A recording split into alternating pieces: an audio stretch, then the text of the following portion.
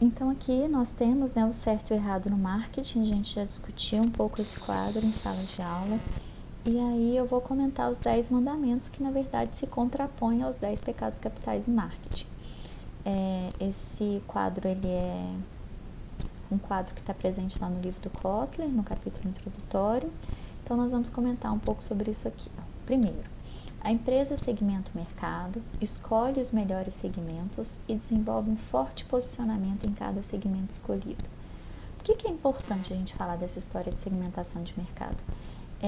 Às vezes as pessoas, né, quando vão começar um novo negócio, quando vão criar um novo produto, um novo serviço, elas pensam assim: vou tentar vender para o máximo de pessoas possível, meu produto é tão bom que ele serve para todo mundo.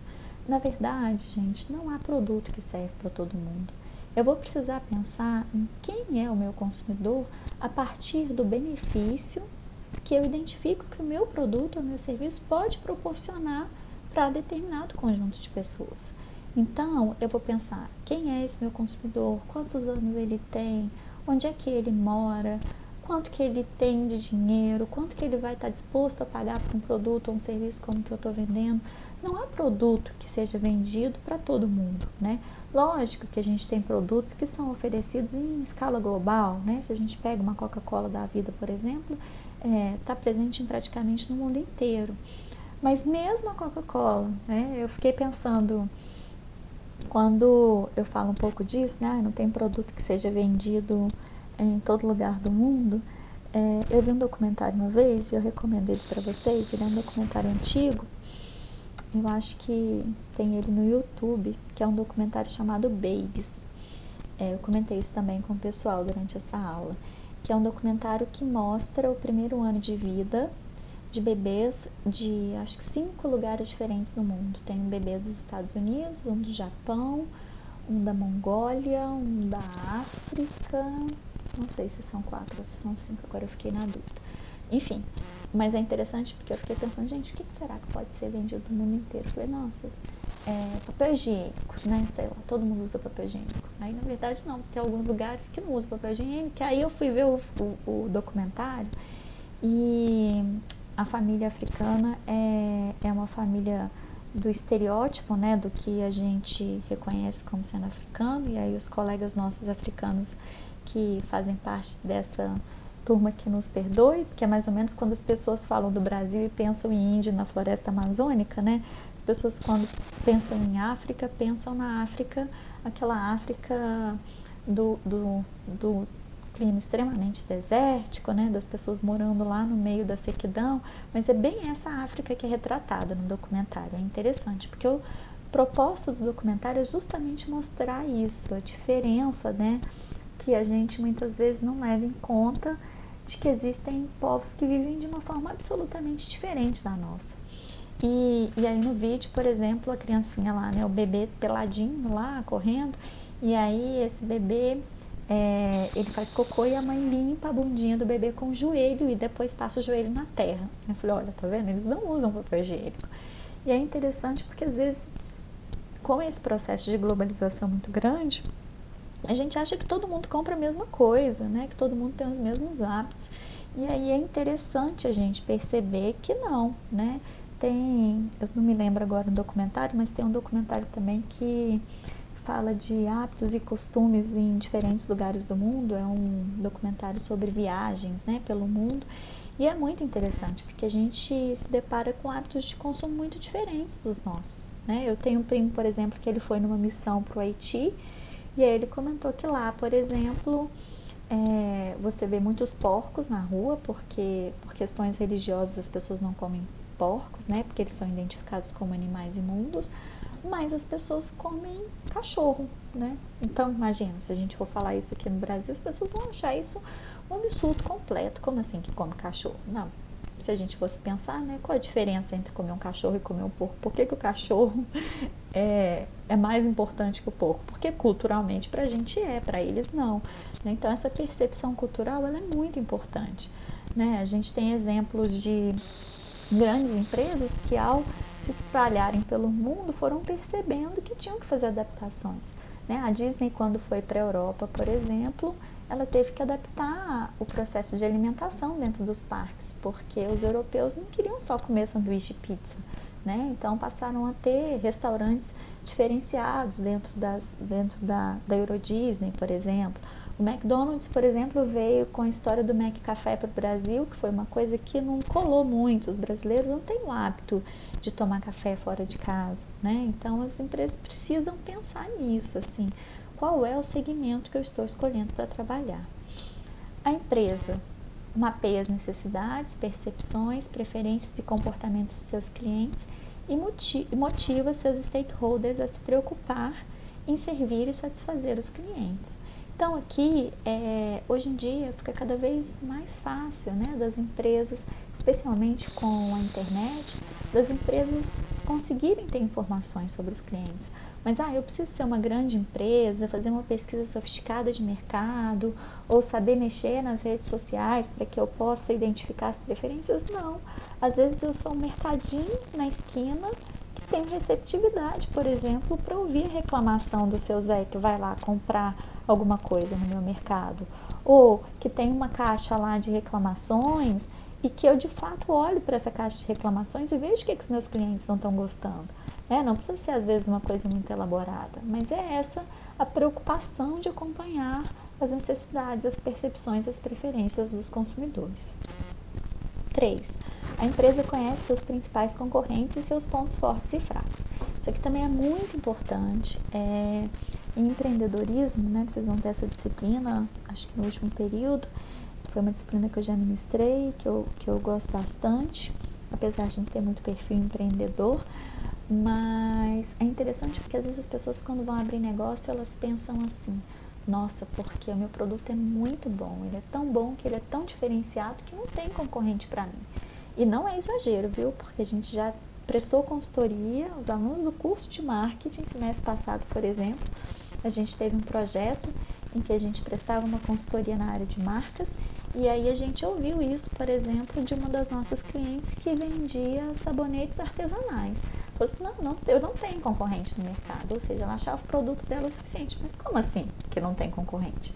Se eu, por exemplo, em vez de comprar o sabonete dela, eu vou no supermercado e compro um sabonete Lux, Palmolive ou sei lá o quê, aquele sabonete está cumprindo a função que o produto dela cumpriria. Então, esse sabonete é concorrente dela, como não? Né? Se ao invés de usar sabonete em barra, eu decidir ir lá e comprar um sabonete líquido do Boticário, da Natura, sei lá do que, esse produto é concorrente do dela. Então, não há como subestimar os concorrentes, né? E é importante a gente perceber que nem sempre os concorrentes são concorrentes diretos. Por exemplo, tem o sacolão que vende banana e eu posso comprar uma banana para levar de lanche para a faculdade. Se ao invés de comprar banana para levar de lanche, eu estou deixando de comprar essa banana para comprar um salgadinho, um chips na hora do intervalo, esse chips ele é concorrente da banana do sacolão, né? Então a gente tem que ter percepção de como é que os consumidores lidam e num contexto que está sendo cada vez mais de crise, em que o consumidor tem uma renda determinada para realizar suas compras, coisas passam a ser muito concorrentes, mesmo coisas muito diferentes. Porque eu vou ter que abrir mão de comprar algumas coisas para comprar outras. O que eu estou abrindo mão de comprar, né? E se a minha empresa estiver dentro daquele rol de empresas em que os produtos não são tão essenciais, como é que eu posso continuar vendendo para os meus consumidores? As empresas vão ter que se reinventar, né? 4. A empresa constrói parcerias com seus stakeholders e os recompensa muito bem. Então aqui talvez um bom exemplo disso seja a Coca, por exemplo, né? A Coca-Cola, por exemplo, ela muitas vezes ela cria fachada para bares, ela cede freezer para que os donos de bar possam armazenar as bebidas. Isso é um sistema de parceria. Médicos, por exemplo, trabalham muitas vezes com parcerias bastante estreitas com a indústria de medicamentos, por exemplo. Vários congressos que os médicos vão, por exemplo, são patrocinados pelas empresas de medicamento que eles indicam para os pacientes, né? Numa relação até muitas vezes questionável, enfim, mas funciona, né? A empresa desenvolve sistemas para identificar, classificar e escolher as melhores oportunidades. Então, isso tem a ver com observar o que está acontecendo no mercado e ter uma atitude proativa, né? Não esperar, por exemplo, a crise se instaurar para que possa dar um jeito nela. Nesses tempos de coronavírus, por exemplo, a gente observa muitas empresas que estão investindo pesadamente, por exemplo, nas entregas, né, a domicílio, nos pedidos online. Muitos profissionais autônomos, por exemplo, estão oferecendo serviços online para que eles possam continuar recebendo. Então, isso é observar o contexto e conseguir agir diante desse contexto. 6. A empresa administra um sistema de planejamento de marketing que gera planos adequados de longo e curto prazo. Então, isso também é importante a gente pensar que marketing é planejamento, né? A gente está num curso, e eu acho importante, de novo, a gente frisar isso. O nosso curso não é um curso técnico de marketing, não é um curso para aprender a mexer em PowerPoint, em Photoshop, em programinhas. Lógico, se você conhece e sabe utilizar esses programas, você vai ter um diferencial para se inserir nesse mercado. Mas a nossa proposta de um curso de tecnologia em marketing é um curso que é um curso da área de gestão, em que vocês vão ter conhecimento, né? A nossa ideia é formar um profissional, contribuir, na verdade, né, para a formação de um profissional que pense estrategicamente e que consiga fazer esse planejamento de marketing, inclusive considerando as outras áreas da empresa, né? Por isso que vocês têm disciplina de comunicação empresarial, vocês vão ter disciplina de um pouco da área de finanças, vocês vão ter disciplina de gestão de pessoas. Por quê? Porque é essa perspectiva mais abrangente de marketing, né? E é interessante porque muitos pequenos negócios, eles não têm nenhum planejamento de marketing, né? Eu citei também como exemplo, a gente prestou uma consultoria, eu tinha um projeto de extensão nos 2 últimos anos em que a gente prestava consultoria para uma escola. E aí, por exemplo, se a escola não tem um planejamento de marketing, ela não tem, por exemplo, time de lançamento de algumas coisas. Por exemplo, que época que uma escola precisa fazer campanha mostrando as vantagens da escola e tudo mais? Em época de matrícula, né? E que é época de matrícula? É lá setembro, outubro, começo de novembro, já é uma época em que as escolas estão tentando garantir que os alunos que já estão lá, que eles permaneçam, né? Minimamente que os alunos que elas já têm, que eles fiquem. Então, se eu não sou, por exemplo, da área né, de negócios de educação, pode ser que eu não saiba disso. Ou se eu sou da área de educação e não tenho nenhum conhecimento em marketing, eu posso não pensar que é essa época, por exemplo, que eu tenho que fazer um outdoor divulgando a minha escola, né? Então, isso requer um planejamento.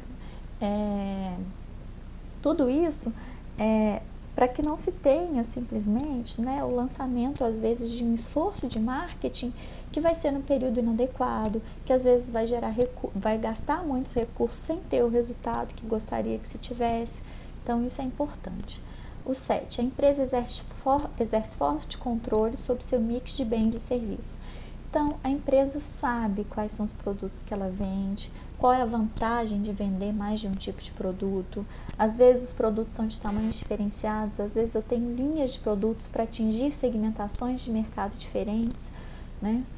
8. A empresa constrói marcas fortes usando as ferramentas de melhor custo-benefício em comunicação.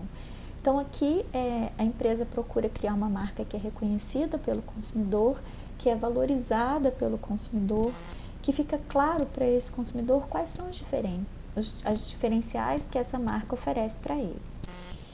9. A empresa desenvolve a liderança de marketing e um espírito de equipe entre seus vários departamentos.